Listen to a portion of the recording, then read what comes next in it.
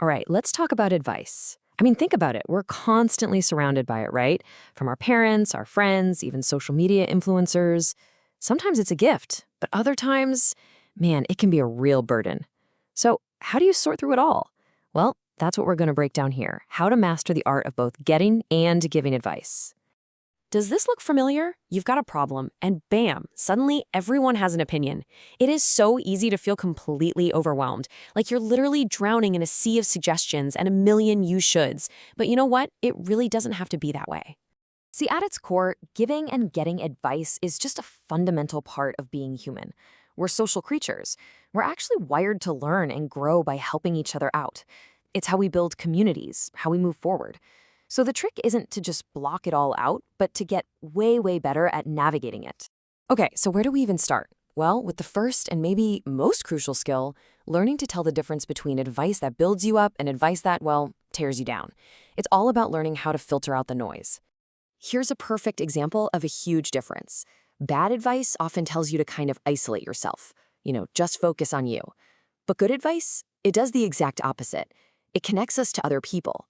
It recognizes that our own happiness is totally tangled up with the well-being of our families and communities. Here's another classic one. Bad advice basically encourages you to run for the hills when things get tough. But good advice, it builds resilience. It helps you see mistakes, not as failures, but just as part of the deal. It's how you learn. It's all about perseverance, not about being perfect. And finally, just look at the worldview here. Bad advice can be so cynical, It can poison your perspective and make you feel all alone. Good advice, though, it comes from a place of hope. It's built on positive values, like honesty and the idea that we can trust each other. Okay, so analyzing the message is one thing, but what about the messenger? Turns out who is giving the advice is just as important, if not more so. Let's dig into that. Seriously, take a second and think about this for yourself. When you really need guidance, when things get tough, who do you call? Who's on that super short list of people you absolutely trust? I mean, we get advice from all over the place. But let's be real, not all sources are created equal. So how about we do a little rapid-fire quiz? I'll throw out a few common scenarios. Ready? First up, the modern classic. A celebrity you really admire is giving out life advice to their millions of followers. Should you take it to heart? The verdict here? You've got to think critically. Look, a celebrity doesn't know you. They don't know your specific situation. Their advice is like a one-size-fits-all t-shirt. It probably doesn't actually fit you. Plus, you never really know what their true motivation is. Okay, next scenario. How about this person? Someone who's been through it. They've tried things, they've failed, but they've picked themselves back up and learned some valuable lessons along the way. Is their advice worth listening to? Oh, for sure. This source is likely very trustworthy. There's this special kind of wisdom that you can only get from real lived experience.